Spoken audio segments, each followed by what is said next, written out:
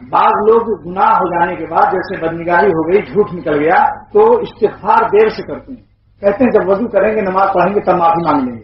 اس پر فیض القدیر ابن حمام لکھتے ہیں ایک حدیث کہ جیسے ہی گناہ ہو جائے فوراً توبہ کر لو، کیونکہ گناہ لکھنے والا فرشتہ وہ لکھنا چاہتا ہے، اجازت مانگتا ہے نیکی والے فرشتے سے، تو حضور فرماتے ہیں صلی اللہ علیہ وسلم نیکی والا فرشتہ اجازت نہیں دیتا، کہتا بھی ٹھہرو شاید توبہ کر لے، تو کیا فائدہ لکھنے سے پھر ہے؟ لہذا دوستوں اس کا انتظار مت کرواؤ کہ وہ فرشتہ لکھنے والا ہے ہمارا، وہ انتظار فوراً توبہ کر لیجیے تو فوراً وہ لکھے ہی گا نہیں۔ اگر جلدی سے استغفار توبہ کر لیا تو نوکری نہیں ہوا، انٹیلیجنس سے آپ بچ جائیں گے۔ ایک بات میں نے آپ کو بارہا سنایا ہے، اس کے حوالے کی مجھے کئی سال سے تلاش تھی، آج الحمدللہ ڈھونڈ رہے تھے، کچھ مل گیا، کچھ گئے تھے آگ لینے اور مل گئے تھے، مری مل گئی۔ حضرت موسیٰ علیہ السلام اللہ کی رحمت کا عظیم معاملہ ہے، وہ آپ جو التحیات میں پڑھتے ہیں، التحیات للہ والصلوات والطیبات، تو اس کے اندر تفسیر کی ہے ابن حمام نے فتح القدیر میں کہ التحیات کے معنی کیا ہیں؟ التحیات کے معنی کیا ہیں؟ یعنی ہماری تمام قولی عبادتیں اللہ کے لیے، والصلوات اور تمام بدنی عبادتیں اللہ کے لیے ہیں، والطیبات اور تمام مالی عبادت اللہ کے لیے۔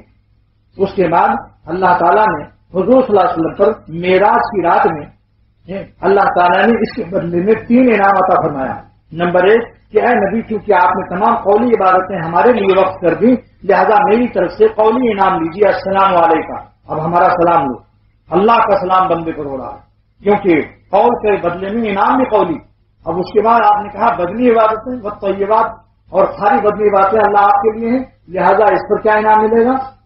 والطیبات، تو التحیات للہ والصلوات والطیبات، تو السلام علیکم ایھا النبی، سلام ملا، ورحمۃ اللہ، بدنی عبادتوں پر اللہ تعالیٰ کی رحمت نازل ہوئی۔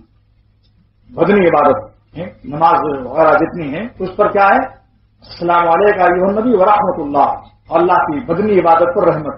آگے والطیبات، اور مال جو خرچ کیا اللہ کے راستے میں، اس پر کیا ملے گا؟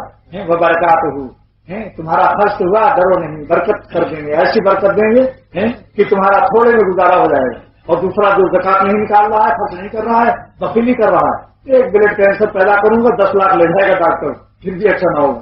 دیکھو اللہ تعالیٰ کا وعدہ ہے کہ اگر تم ہماری راہ میں خرچ کرو گے تو ہم وبرکاتہ اس پر ہے کہ مال کے خرچ کرنے پر برکت۔ اس کے حوالے کی تلاش کی، مجھے بیان تو کرتا تھا، کہیں دیکھا تھا، یہ سوچتے تھے کہیں دیکھا ہے، لیکن اس میں مزہ نہیں ہے۔ اب یہ اس کتاب فتح القدیر میں آج یہ اللہ تعالیٰ کا شکر ہے کہ پوری اس کی اب دعا کیجیے اللہ تعالیٰ عمل کی توفیق عطا فرمائے۔